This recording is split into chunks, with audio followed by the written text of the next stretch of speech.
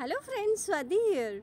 Friends, कल की purchasing देख के आप हैरान हो जाएंगे। एफआईआई ने ख़रीदा है 3,570 करोड़ और डीआई ने भी उसके अगेंस्ट परचेजिंग ही करी है 553 करोड़। फ्यूचर्स में थोड़ी सी सेलिंग हुई है, बहुत छोटी सी 339 करोड़ की। इसीलिए निफ्टी गैप अप खुलने के बाद भी 150 पॉइंट्स अप चला गया है और 21,180 पे ही क्लोजिंग दी। तो 21,200 का हमने कल लेवल देखा था। टेक्निकल लेवल जो निकल के आ रहा था 200 के ऊपर नहीं जा पाया, 200 तक भी नहीं टच किया। तो अब गैप अप में ही इसको ओपन करके 2100 200 के ऊपर निकालेगा और ये अब 21,500 तक जा सकता है। मैक्सिमम रैली वहीं तक बन सकती है और फिर वहाँ पे एक रिजेक्शन है। तो और बैंक निफ्टी में भी 48,000 के आसपास ये खुलना चाहिए, बट उसके बाद थोड़ा सा नेगेटिव है बैंक निफ्टी में। Nifty is bullish and bank Nifty is थोड़ा सा बेयरिश। तो हम देखते हैं लेवल्स की किस तरीके से हमने लेवल निकाले हैं बेयरिश और बुलिश के। फ्रेंड्स, गिफ्ट निफ्टी दिखा रहा है 21,423 का लेवल, जो कि ओपन होने का दिख रहा है। ये गिफ्ट निफ्टी का है। हम स्पॉट का अगर चार्ट देखेंगे तो 21,250 के आसपास ओपन होना चाहिए और 21,260 के और 80 के बीच में अगर ये थोड़ा सा रुकता है तो 80 के ऊपर 300 और 350, 400, 450 और 500, 460 तक मैक्सिमम जा सकता है। इनफैक्ट इतना ही रैली निकल के आ रही है। अगर सपोर्ट के देखें तो 21,140 का जो सपोर्ट है वो अच्छा काम करेगा। अगर उसके नीचे फिसलता है तो 21,000 तक वापस से आ सकता है, बट अभी मुझे दिख रहा है कि ये गैप अप ही ओपन होगा, जैसे कि लास्ट सिनेरियो में इसने दिखाया था। गैप अप ओपन होके फिर 21,150 का ही इसका सपोर्ट लेवल निकल के आ रहा है इंट्राडे में। और अगर बड़े लेवल पे देखेंगे तो आगे जाके थोड़ा से हैं, क्योंकि बुलिशनेस इसमें ज़्यादा आ रही है निफ्टी में। और बैंक निफ्टी को देखेंगे तो बैंक निफ्टी का आप चार्ट देखिए, इसमें कैंडल इतनी बड़ी बनी थी, विक ज़्यादा बड़ी बन रही है बॉडी से, राइट। तो इसमें इतना ज़्यादा बुलिश नहीं है, राइट। तो 48,000 के आसपास खुलना चाहिए। 47,732 पे बंद हुआ था और 47,800 के ऊपर 900 के ऊपर ये टिक नहीं पाया। आप इसको 15 मिनट्स के टाइम फ्रेम पे देखेंगे तो आपको ज़्यादा क्लियर होगा। आप देखिए 47,800 के ऊपर ज़्यादा टिक नहीं पाया, फिर 48,900 के आसपास ये खुला था, बट स्टिल 47,732 पे ही क्लोज़ हो गया, क्योंकि लास्ट में सेलिंग आ गई थी। तो एक डेढ़ बजे से सेलिंग आनी शुरू हो गई थी। तो बैंक निफ्टी का तो ये हाल था। Same with Fin Nifty. Fin Nifty ने भी बैंक निफ्टी की तरह बिल्कुल सेम पैटर्न बनाया, बट इसमें डब्लू पैटर्न बनता हुआ दिख रहा है। 21,460 का जो इसने रेजिस्टेंस लेवल पे ही क्लोज हुआ है ऑलमोस्ट, और 21,000 हमने 500 का लेवल निकाला था, इसका भी 500 के ऊपर ये टिक नहीं पा रहा है। 21,500 के ऊपर अगर ये टिक जाता है तो 21,550 और 600 तक का लेवल निकल के आ रहा है। मैक्सिमम फ़िलहाल इतना ही दिख रहा है। और सपोर्ट देखें तो हम 21,300 का इसका सपोर्ट लेवल है। और ये थे तीनों के लेवल। अब देख लेते हैं ग्लोबल मार्केट्स। फ्रेंड्स, डॉ जोन्स ने जो क्लोजिंग दी है वो 158 पॉइंट्स अप में क्लोजिंग दी है और नस्दाक ने भी 27 अप में क्लोजिंग दी है। विक्स फिर से बढ़ता जा रहा है, 12.48 हो गया है। S&P का हमारा इंडिया विक्स, उसका भी ध्यान रखिएगा फ्रेंड्स, क्योंकि 12 के ऊपर 12 के नीचे भी नहीं टिक पा रहा है और 12 के ऊपर 13 के ऊपर भी नहीं टिक पा रहा है। तो जब ये 13 के ऊपर टिकेगा और थोड़ा सा वॉलेटिलिटी और ज़्यादा बढ़ेगी। और फ्यूचर्स में अगर हम देखें तो अभी भी 30 पॉइंट्स अप में ही, 30-35 पॉइंट्स अप में ही है अभी भी। तो थोड़ा सा बुलिश ही है ऑब्वियसली।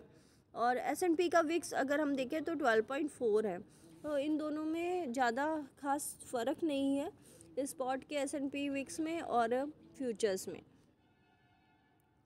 फ्रेंड्स, स्टॉक में हमने इंडियन रेलवे फाइनेंस देखा था, IRFC मैंने बताया था आपको कि रेलवे के स्टॉक ले सकते हो, चाहे IRCTC ले लो चाहे IRFC ले लो। इसी तरीके के इंडियन रेलवे एनर्जी भी इसी से रिलेटेड ही है, तो आप इनमें इन्वेस्टमेंट कर सकते हो। ये अभी वो काफ़ी छोटे हैं और ये बढ़ते हुए दिखेंगे आपको, मार्च तक कम से कम ये बढ़ेंगे, तो आप इसमें इन्वेस्टमेंट कर सकते हो रादर देन रिलायंस, HDFC, क्योंकि ऑलरेडी इतने बढ़े हुए हैं, ये मैनिपुलेशन के ही काम आते हैं ये वाले शेयर्स। इन्फोसिस ने काफ़ी अच्छा परफॉर्मेंस दी है, विप्रो ने, IT के शेयर्स ने भी काफ़ी अच्छी परफॉर्मेंस दी थी, क्योंकि कल डॉ जोन्स ने 500 पॉइंट्स अप में ही क्लोजिंग की थी परसों। तो कल ओपन हुआ था मार्केट, तो इसमें भी बुलिशनेस इसीलिए आई है IT सेक्टर में। They are already dependent on US डॉ जोन्स वगैरह पे। और गोल्ड का हम देखें तो गोल्ड 2050 पे ही लाई कर रहा है और अभी भी उसी पे है। सिल्वर और बढ़ गया है, 24.4 बन गया है अब, और ये फिर से 25 की तरफ जा रहा है।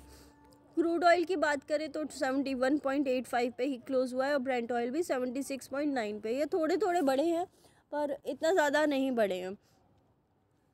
एक ऊपर के लेवल से एक प्रॉफिट बुकिंग आ सकती है फ्रेंड्स, तो आज के दिन ध्यान रखिएगा। आज 15 दिसंबर है, तो काफ़ी FIIs जो हैं, काफ़ी लोग ये सोच के क्रिसमस मनाने जा रहे हैं, तो उनको फंड्स भी चाहिए होते हैं, राइट। तो इस वजह से सेलिंग भी हो सकती है, तो आप वो चीज़ ध्यान रखिएगा। लेवल जो मैंने बताए हैं उस लेवल पे ही ऑलमोस्ट रहेगा मार्केट। अगर वो लेवल्स ब्रेक होते हैं तो बहुत ज़्यादा अपसाइड या डाउनसाइड में मूवमेंट आ सकता है। USD INR की बात करें तो 83.32 पे है। बैंक निफ्टी इसीलिए थोड़ा सा वीक है क्योंकि निफ्टी इसीलिए वीक है क्योंकि आपको आगे USD INR स्ट्रॉन्ग, USD जो है बहुत स्ट्रॉन्ग होता हुआ दिख रहा है, INR वीक होता हुआ दिख रहा है। इंडियन रुपीज़ थोड़ा वीक हो रहा है। वीक होने का मतलब है बैंकिंग सेक्टर पे इफ़ेक्ट पड़ना सीधे सीधे, राइट। फ्रेंड्स, मैंने एक CG पावर का पावर सेक्टर में CG पावर एक शेयर बताया था, वो काफ़ी अच्छा चला था और काफ़ी बड़ी बड़ी कैंडल्स बन रही हैं। ये तो फ़िलहाल 15 मिनट्स के टाइम फ्रेम पे है, मैं आपको डेली टाइम फ्रेम पे दिखा देती हूँ। ये देखिए फ्रेंड्स, सीधा सीधा W बनता हुआ दिख रहा है। 500 का तो टारगेट है ही है इसका। 500 के ऊपर जो इस बार निकलेगा उसके बाद काफ़ी अच्छा लेवल निकल के आएगा और ये ऊपर ही जा रहा है रेगुलर बेसिस पे।